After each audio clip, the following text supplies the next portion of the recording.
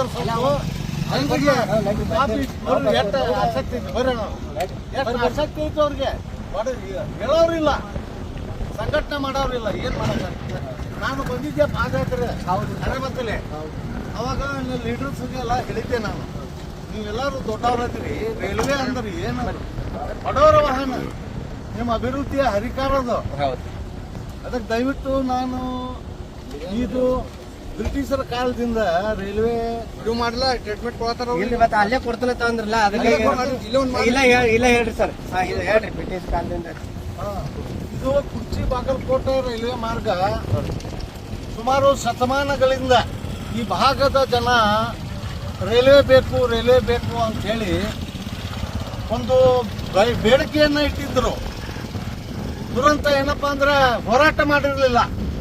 ನಾವು 2007, 8 ಮತ್ತು 9 ದೊಡ್ಡ ಪ್ರಮಾಣದೊಳಗೆ ಕುರ್ಚಿ ಇಟ್ಕೊಂಡು ಬಾಗಲಕೋಟೆ ನಗರ ಮಠ ಎಲ್ಲ ನಗರ ಪ್ರದೇಶದೊಳಗೆ ಒಂದು ಹೋರಾಟದ ಮುಖಾಂತರ ಈ ಯೋಜನೆ 2010 ಅನುಷ್ಠಾನಕ್ಕೆ ಬಂತು. 2017 ಮುಗಿಬೇಕಾಗಿತ್ತು, 17 ಆದರೆ ನಮ್ಮ ಜನರಿಗೆ ಇದರ ಬಗ್ಗೆ ಅರಿವು ಇಲ್ಲ. ರೈಲ್ವೆ ಅಂದ್ರೆ ಎಷ್ಟು ಅನುಕೂಲ ಐತಿ, ರೈಲ್ವೆ ಅಂದ್ರೆ ಎಷ್ಟು ಜನರಿಗೆ ಅಭಿವೃದ್ಧಿ ಆಗತ್ತ, ಉದ್ಯೋಗ ಸೃಷ್ಟಿ ಆಗತ್ತ, ಕೈಗಾರಿಕೆ ಉದ್ಯಮಗಳ ಬೆಳವಣಿಗೆ ಆಗತ್ತ. ಎಂಥ ದೊಡ್ಡ ಊರಿದು ನಮ್ಮ ಹಾರೋಗಿರಿ. ಆ ಊರಾಗ ಒಂದು ವ್ಯಾಪಾರಸ್ಥರಿಗೆ, ಉದ್ಯೋಗಗಳಿಗೆ, ರೈತರಿಗೆ ಅನುಕೂಲ ಆಗುವಂಥ ಒಂದು ವ್ಯವಸ್ಥೆ ರೈಲ್ವೆ ಇಲ್ಲಿ ಬರಬೇಕಾದ್ರೆ ನೀವು ಹೋರಾಟಕ್ಕೆ ಸಿದ್ಧರಾಗಬೇಕು. ಇವತ್ತು ಭಾಳ ಸಂತೋಷ ಆಯ್ತು ನನಗೆ. ಏನಾಗಲಿ ಇಲ್ಲಿ ಕೆಲಸ ನಡೆದೈತಪ್ಪ, ಸಣ್ಣ ಪ್ರಮಾಣದಾಗ ನಡೀಲಿ, ದೊಡ್ಡ ಪ್ರಮಾಣದಾಗ ನಡೀಲಿ, ಆದರೆ ಕುರ್ಚಿ ಬಾಗಲಕೋಟೆ ರೈಲ್ವೆ ಮಾರ್ಗಕ್ಕೆ ಸಂಬಂಧಿಸಿದಂತೆ ಈ ಭಾಗದೊಳಗೆ ಕೆಲಸ ನಡೆದೈತಿ, ರೈಲ್ವೆ ಕಾಮಗಾರಿ ನಡೆದೈತಿ.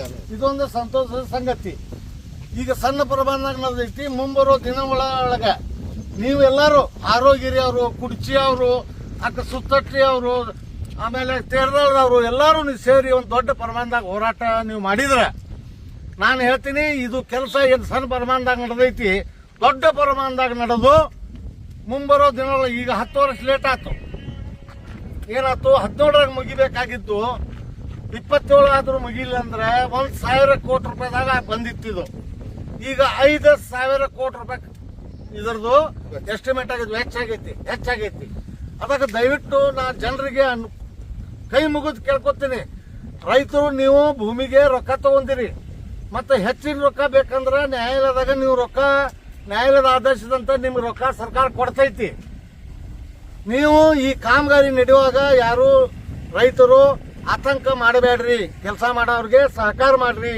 ಯಾಕಂದ್ರೆ ನಿಮ್ಮ ಕ್ಷೇತ್ರ ನಾವು 1 ಎಕರೆ ನಾ ಕಳ್ಕೊಂಡ್ರೆ ಒಂದು 1000 ಎಕರೆಗೆ ಅಭಿವೃದ್ಧಿ ಆಗಾಕ ಇದು ಒಂದು ಅನುಕೂಲ ಆಗತ್ತ ರೈಲ್ವೆ. ಆ ನಿಟ್ಟೊಳಗೆ ಇವತ್ತು ನಾವು ಹಾರೋಗಿರಿಗೆ ಬಂದೆವು. ಹಾರೋಗಿರಿ ಜನರಿಗೆ ನಾನು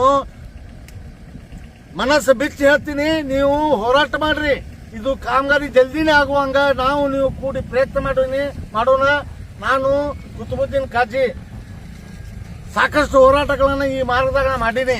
ಆದ್ರೆ ನೀವು ಹೋರಾಟ ಮಾಡ್ತೀನಿ ಅಂದ್ರೆ ಕರೀರಿ, ರಾತ್ರಿ 12ಕ್ಕೆ ಕರೀರಿ, ನಾ ಸ್ವತಃ ಬಂದು ನಿಂತು ನಿಮ್ಮ ಜೊತೆ ಹೆಗಲಿ ಕೊಟ್ಟು ಕೇಂದ್ರ ಮತ್ತು ರಾಜ್ಯ ಸರ್ಕಾರಕ್ಕೆ ಮನ್ನಿಸುವ ಕೆಲಸ ತಂತ್ರಗಾರಿಕೆ ರೂಪಿಸೋಣ. ನಮಸ್ಕಾರ. ನಾ ಕುತುಬುದ್ದೀನ್ ಕಾಜಿ, ಕರ್ನಾಟಕ ರಾಜ್ಯ ರೈಲ್ವೆ ಅಭಿವೃದ್ಧಿ ಹೋರಾಟ ಸಮಿತಿಯ ರಾಜ್ಯ ಅಧ್ಯಕ್ಷ. ಈಗ ಎಲ್ಲಿವರೆಗೆ ಆಗೈತ್ರಿ? ಇಲ್ಲ ಎಲ್ಲಿಂದ? ಈಗ ಜಮಖಂಡಿ ಮಠ ಕೆಲಸ ಭರ್ಚಕ್ರ ನಡೆದೈತಿ. ಕಿಲೋಮೀಟರ್ ಆಗಿದೆ, ಈಗ ಕಂಪ್ಲೀಟ್ ಆಗಿದೆ. 80 ಕಿಲೋಮೀಟರ್ ಕೆಲಸ ನಡೆದೈತಿ. 80 ನಡೆದದ. ಆಮೇಲೆ ಲೋಕಾಪುರ 41 ಕಿಲೋಮೀಟರ್ ಮಟ್ಟ ಇವತ್ತ ಹಳಿಗಳ ನಿರ್ಮಾಣ, ರೈಲು ನಿಲ್ದಾಣಗಳ ನಿರ್ಮಾಣ ಆಗೈತಿ. ಅಲ್ಲಿ ರೈಲ್ವೆ ಓಡಾಡಕತ್ತಾವ, ತಾವೆಲ್ಲ ನೋಡಿರ್ಬೇಕು. ಯಾರು ಲೋಕಾಪುರಕ್ಕೆ ಹೋದ್ರೆ ನೋಡ್ರಿ, ದೊಡ್ಡ ಪ್ರಮಾಣದಾಗ ರೈಲ್ವೆ ಸ್ಟೇಷನ್ ಐತಿ, ದೊಡ್ಡ ಪ್ರಮಾಣದಾಗ ಬ್ರಿಡ್ಜ್ಗಳ ನಿರ್ಮಾಣ ಆಗಕತ್ತಾವ, ಅಲ್ಲಿ ಗೂಡ್ಸ್ ಟ್ರೈನ್ ಬರಾಕತ್ತಾವ, ಹೋಗಾಕತ್ತಾವ. ಪ್ಯಾಸೆಂಜರ್ ರೈಲು ಅಲ್ಲಿ ಪ್ರಾರಂಭ ಮಾಡಿದಂತ ನಾನು ಸರ್ಕಾರಕ್ಕೆ ಒತ್ತಾಯನ ಮಾಡಾಕತ್ತೀನಿ, ಅದನ್ನ ಮಾಡ್ತೀನಿ. ಆದ್ರೆ ನಿಮ್ಮ ಭಾಗದೊಳಗ ಎಷ್ಟು ಕಿಲೋಮೀಟರ್ ಇದೆ ನಿಮ್ದು? ಈಗಿನ ಇನ್ನ 58 ಕಿಲೋಮೀಟರ್ ಜಮಖಂಡಿಯಿಂದ ಕುರ್ಚಿ ಮಠ. ಬರೀ 58 ಆತಂದ್ರ ಬಾಗಲಕೋಟ್ಲಿಂದ ಕುರ್ಚಿಗೆ ರೈಲ್ವೆ ಮಾರ್ಗ ಆಗತ್ತ. ನಿಮ್ಗೆ ಬಾಂಬೆ, ದಿಲ್ಲಿ, ಕಾಶಿ, ಮಥುರಾ, ರಾಮ ಮಂದಿರ, ಆ ಮಂದಿರ ಯಾವ ಮಂದಿರ್ಗೆ ಹೋಗ್ತೀರಿ ಹೋಗ್ರಿ. ಅದಕ್ಕೆ ದಯವಿಟ್ಟು ಹೋರಾಟದ ಮನೋಭಾವನೆಯನ್ನ ಬೆಳೆಸ್ಕೋರಿ ಅಂತ ಹೇಳಿ ನಾನು ಜನರಲ್ಲಿ ಬೇಡ್ಕೊತೀನಿ. ರೈತರಿಗೆ ಕೆಲಸಕ್ಕೆ ತಕರಾರು ಮಾಡಬೇಡ್ರಿ. ನಿಮ್ಗೆ ಏನ್ ದುಡ್ಡು ಬರಬೇಕೋ ಸರ್ಕಾರದಿಂದ ದುಡ್ಡು ಕೊಡ್ತಾರ.